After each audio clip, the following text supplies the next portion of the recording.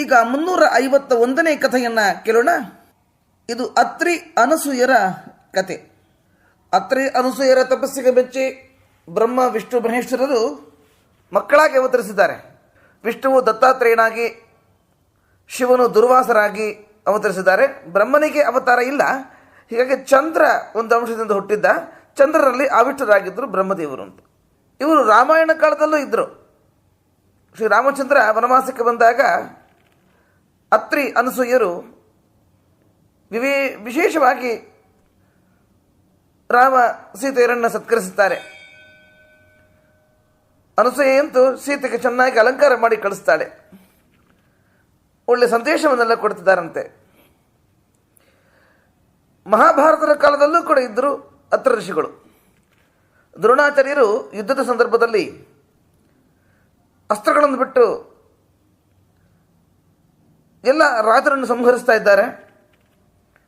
ಆಗ ಅವರ ಯುದ್ಧದಿಂದ ವಿಮುಖರನ್ನಾಗಿ ಮಾಡಲಿಕ್ಕಾಗಿ ಅಶ್ವತ್ಥಾಮ ಹತಃ ಎಂಬುದಾಗಿ ಕೃಷ್ಣ ಹೇಳಿಸ್ತಾನೆ.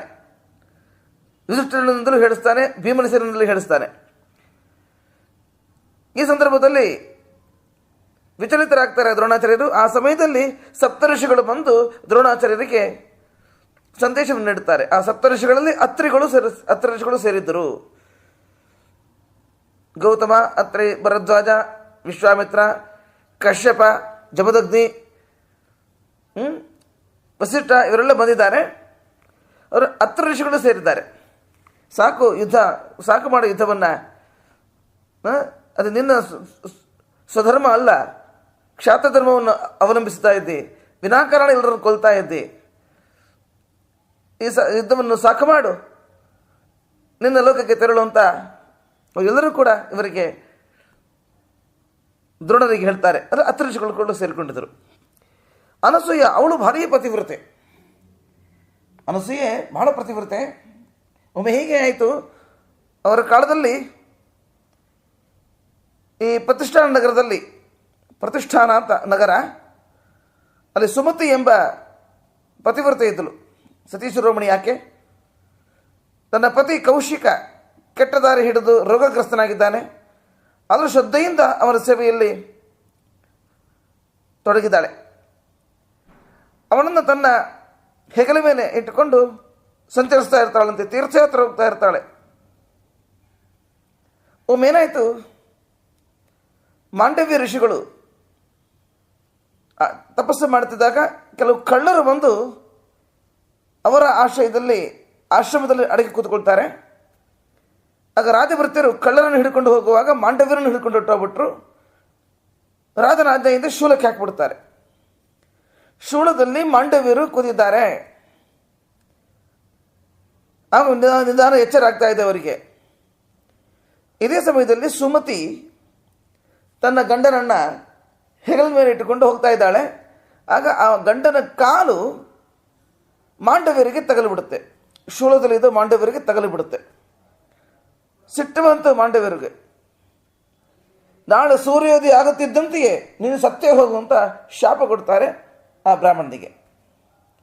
ಯಾರಿಗೆ? ಆ ಸುಮತಿಯ ಗಂಡನಿಗೆ. ಸುಮತಿ ಮಹಾಪ್ರತಿವ್ರತೆ. ಆದರೆ ಅವಳು ಹೇಳಿಬಿಟ್ಲು, ನಾಳೆಯಿಂದ ಸೂರ್ಯನೇ ಮೂಡದಿರಲಿ, ನಾಳೆಯಿಂದ ಸೂರ್ಯ ಉದಯವೇ ಆಗಬಾರದು ಅಂತ ಹೇಳಿಬಿಟ್ಲು. ಸೂರ್ಯ ಉದಯವಾದ್ರಲ್ವಾ ನಮ್ಮ ಗಂಡ ಸಾಯ್ತಾನೆ. ಸೂರ್ಯ ಉದಯವೇ ಆಗದೆ ಹೋದರೆ ಹೇಗೆ ಸಾಯ್ತಾನೆ?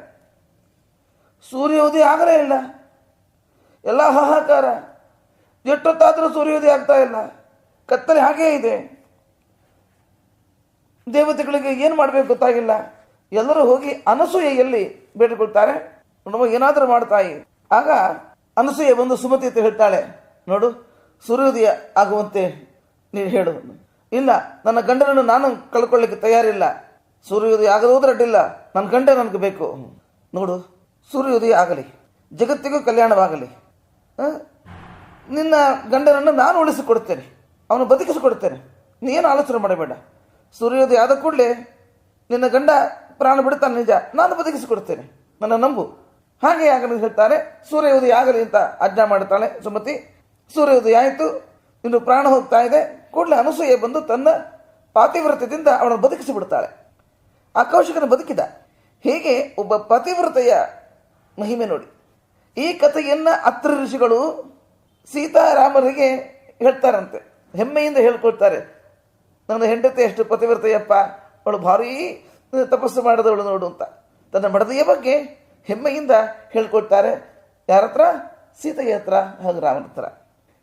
ಹೀಗೆ ಅತ್ರಿ ಅನಸೂಯರು ದೀಪ ಬೆಳಕಿನಂತೆ, ಸಿಹಿ ಸಕ್ಕರೆಯಂತೆ ಒಬ್ಬರಿಗೊಬ್ಬರು ಬಿಡದೆ ಇರುವವರು.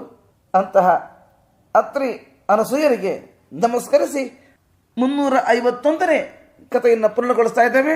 ಶ್ರೀಕೃಷ್ಣ ಅರ್ಪಣಮಸ್ತು.